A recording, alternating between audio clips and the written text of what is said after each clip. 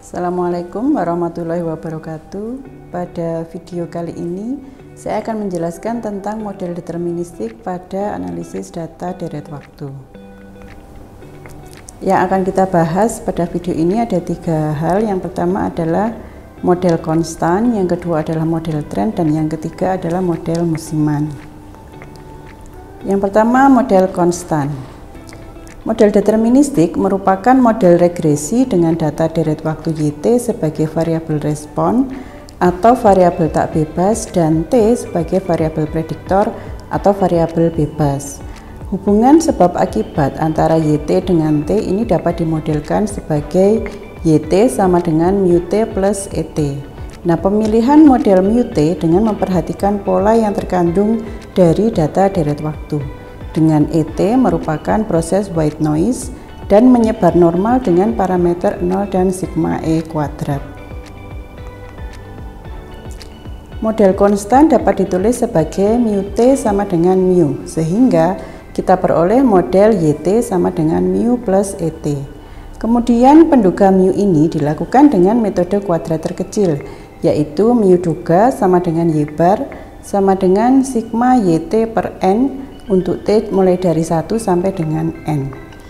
Kalau kita perhatikan nilai harapan dari mu duga itu sama dengan mu. Hal ini mengindikasikan bahwa penduga mu ini tidak bias.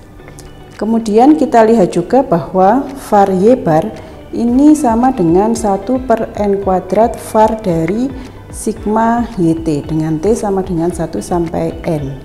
Kalau N mendekati tak hingga, maka var dari Y bar ini sama dengan 0. Hal ini menunjukkan bahwa Y bar adalah penduga yang konsisten. Berikutnya adalah model tren. Model tren ini ada beberapa macam. Yang pertama adalah model tren linier. Pada model tren linier kita punya mu T sama dengan beta 0 plus beta 1 T, sehingga YT sama dengan beta 0 plus beta 1 T ditambah dengan ET. Dengan ET mengikuti proses white noise dan menyebar normal dengan parameter 0 dan sigma E kuadrat. Penduga parameter tetap kita menggunakan metode kuadrat terkecil atau MKT. Beta 1 duga ini rumusnya sama seperti beta 1 duga pada regresi. Hanya bedanya di sini XT itu kita ganti dengan T. Jadi kita hanya mengganti X dengan T karena variabel prediktornya adalah T. Kemudian beta 0 duga ini kita peroleh dari Y bar dikurangi beta 1 duga T bar. Dengan T bar adalah 1 per N sigma T dengan T 1 sampai N, atau kita peroleh N plus 1 per 2. Ini adalah contoh model simulasi dari random walk yang dicoba dengan model tren linier. Ini adalah hasil pendugaan parameternya dengan intercept adalah min 1,008 dan beta 1 duga itu adalah 0,1341, sehingga kita dapatkan modelnya adalah YT sama dengan minus 1,008 ditambah 0,1341 T plus ET. Model tren yang berikutnya adalah model tren kuadratik. Di sini kita punya model mu T sama dengan beta 0 plus beta 1 T plus beta 2 T kuadrat, sehingga kita punya YT adalah beta 0 plus beta 1 T plus beta 2 T kuadrat ditambah dengan ET.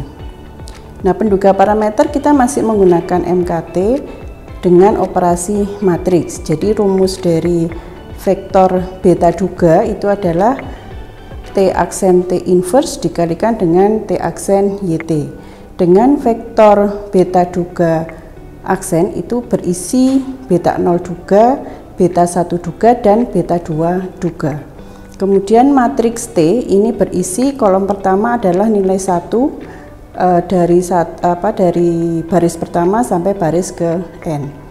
Kemudian kolom yang kedua berisi T yaitu mulai dari T sama dengan 1, 2 sampai T sama dengan N.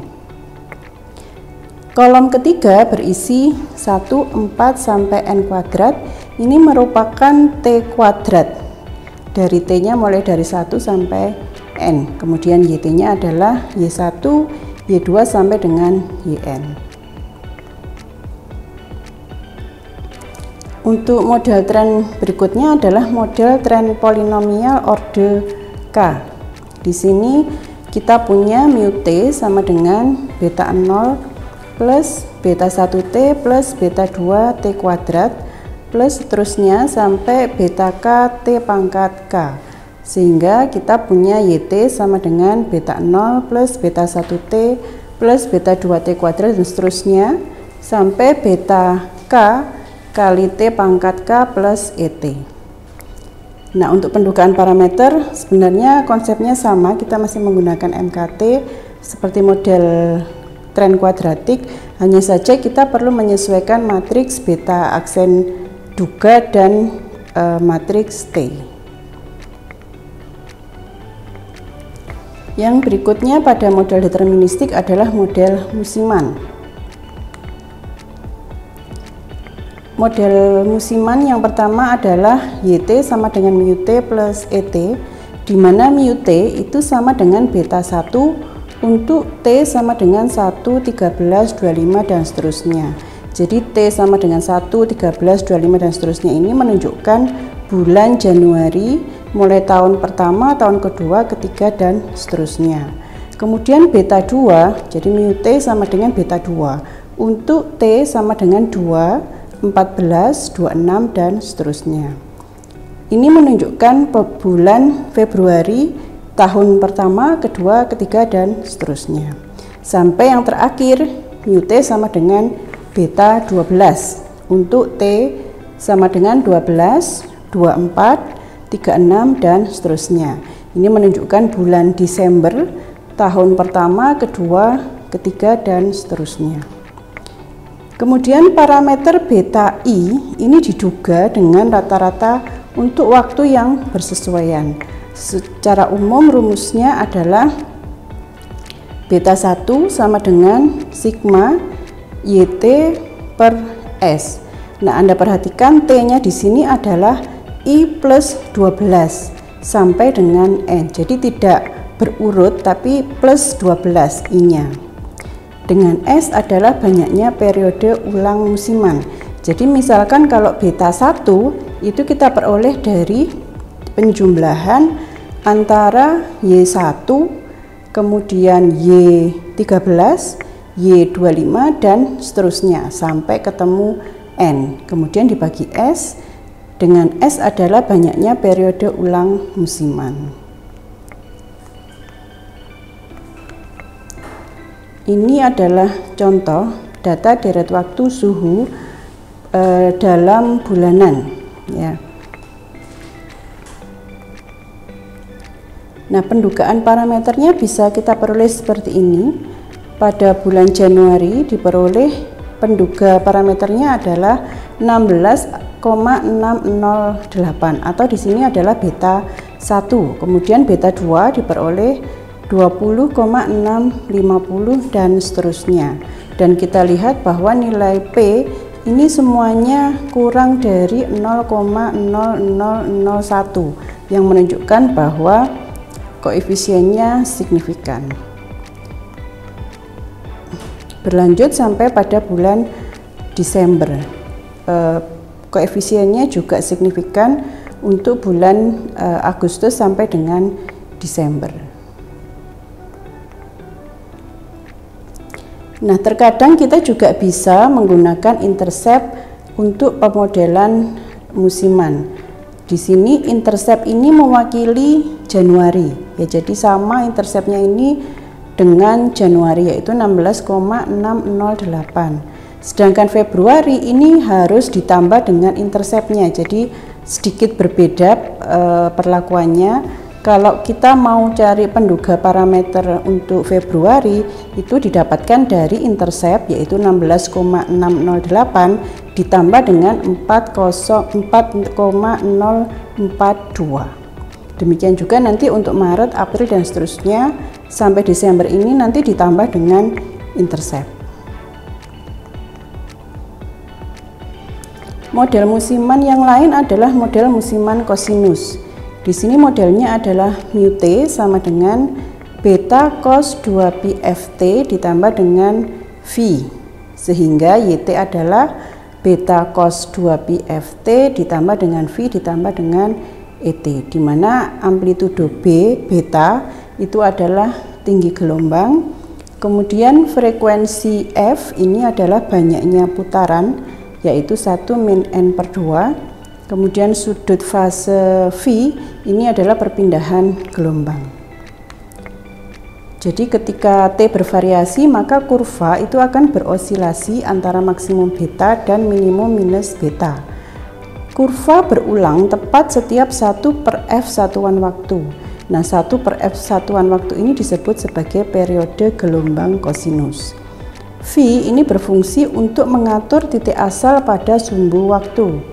Untuk data bulanan dengan indeks waktu 1, 2, dan seterusnya, maka frekuensinya adalah F sama dengan 1 per 12. Karena gelombang kosinus ini akan berulang setiap 12 bulan. Dikatakan bahwa periodenya adalah 12.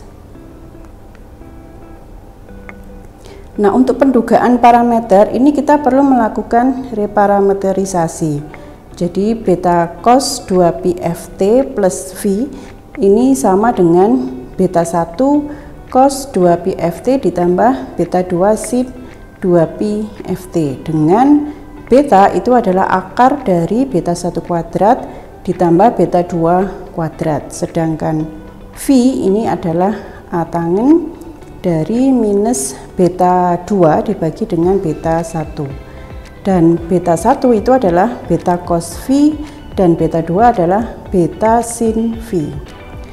Nah, dari reparameterisasi ini maka kita peroleh model sederhananya adalah mu t sama dengan beta 0 plus beta 1 cos 2pi ft plus beta 2 sin 2pi ft. Nah, pendugaan parameter beta 1 dan beta 2 ini bisa kita lakukan dengan menggunakan teknik regresi. Dengan cos 2pi ft dan sin 2pi ft ini kita gunakan sebagai regresor dan variabel responnya adalah yt. Jadi penduga MKT-nya rumusnya sama, yaitu beta duga sama dengan T aksen T inverse dikalikan dengan T aksen YT, di mana vektor beta duga aksen ini berisi beta 0 duga, beta 1 duga, dan beta 2 duga. Nah, perhatikan kita harus menyesuaikan matriks T. Di sini matriks T untuk kolom pertama kita isi dengan 1. Ini untuk nanti menduga beta 0. Kemudian kolom kedua itu karena regresornya yang pertama adalah cos, maka kita pakai untuk kolom kedua itu adalah cos 2pi f1, cos 2pi f2, dan seterusnya sampai cos 2pi fn. Kolom ketiga ini mengikuti regresor yang kedua yaitu sin 2pi ft, maka ini kita isi dengan sin 2pi f1, sin 2pi f2, dan seterusnya sampai sin 2pi fn. Untuk yt-nya tetap yaitu y1, y2 sampai yn. Nah, ini adalah model cos dengan periode 12 dan frekuensinya adalah 1 per 12. Untuk pendugaan parameternya di sini kita peroleh untuk interceptnya adalah 46,2660, kemudian koefisien untuk cos 2pi t-nya adalah minus 26,7079, dan koefisien untuk sin 2pi t adalah minus 2,1697. Ketiganya signifikan secara statistik. Ini kita lihat dari nilai P yang kecil.